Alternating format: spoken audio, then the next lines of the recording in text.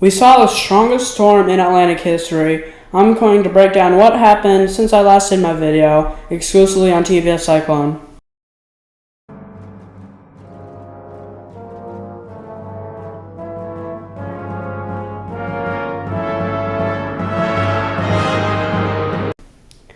It's TBF Cyclone, Monday, March 2nd, 2026. So the post-storm report for Hurricane Melissa was released on Wednesday, and the results are a little shocking. I'll show you how in a sec, but also there are some parts that are not that shocking. So this storm, if you were with me in late October, it formed October 21st and then dissipated October 31st, so it lasted a solid 10 days. You saw it go up to 185 miles an hour as it made landfall in Jamaica. Well, the post-analysis report, which reevaluates the storm, first of all, this was much earlier than anticipated. I can tell you maybe a couple reasons for that in a moment.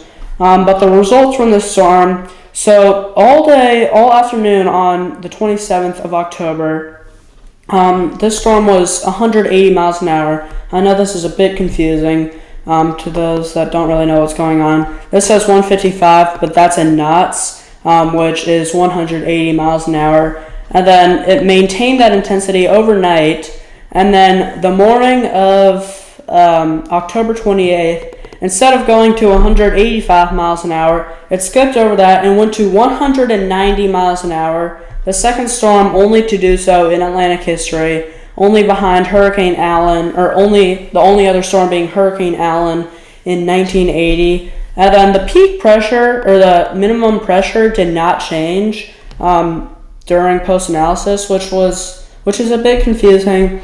It stayed at 892. I thought it might go down to 890 or even 888, something like that. But it did weaken slightly before making landfall in Jamaica.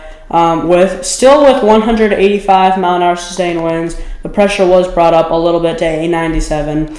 And this still ties the record for strongest landfall in Atlantic history. Now, if you go by wind speed and then you want to use the pressure as kind of a secondary, you could say this is in second place behind the Labor Day hurricane that made landfall in 1935 with 185 mile an hour sustained winds and a pressure of 892. So if you want to go by that, this is number 2 all time on the list. But for peak intensity, this for the Atlantic anyway, for peak intensity, Hurricane Allen in 1980 was 899. The pressure.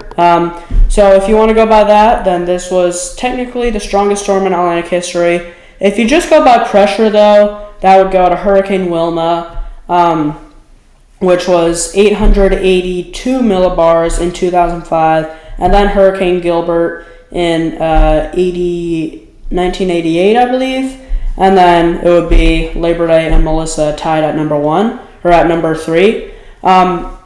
But if you go by wind speed, then Melissa and Allen would be tied at number 1. So this storm was pretty wild.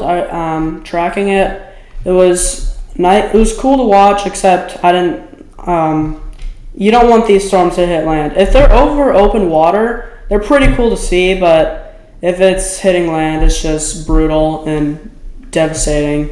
So it was nice to watch this unfold. Unfortunately, it did hit land and cause many deaths. The 95 is the report. And then it made landfall in Cuba with 115 mile an hour sustained winds, and then 2 landfalls in the Bahamas, both with 90 mile an hour sustained winds. If we also go back to the storm, this Zoom Earth has not updated on their website yet this storm. But yeah, if you just look at here, it just looks like a perfect storm. And then again, unfortunately, hitting land. If this storm had been, say, like out here, that would have been super cool to see. This is an insanely strong storm, never before seen, and we probably won't see anything like it ever again. But for the reason why this may have been released much earlier than anticipated. So what's going on right now is the World Meteorological Organization is meeting right now in Mexico City, discussing this past hurricane season, any changes to come, and including that is name retirements. And Melissa, it's inevitable at this point that it will be retired, but we're just waiting to see what the replacement name is going to be. It's today through Thursday, so it hasn't happened yet today. I don't think it will, but we'll see what happens tomorrow, Wednesday, and Thursday, and I will keep you updated on that. I am interested to see what the replacement name will be. And then further updates to this, like the peak pressure, or the minimum pressure at its peak intensity, if that goes down, that could still happen. They could still change that up, but I will let you know if that does happen. But I'll be monitoring this closely this week to see what happens. That's it for today, guys. Thanks for watching. See ya.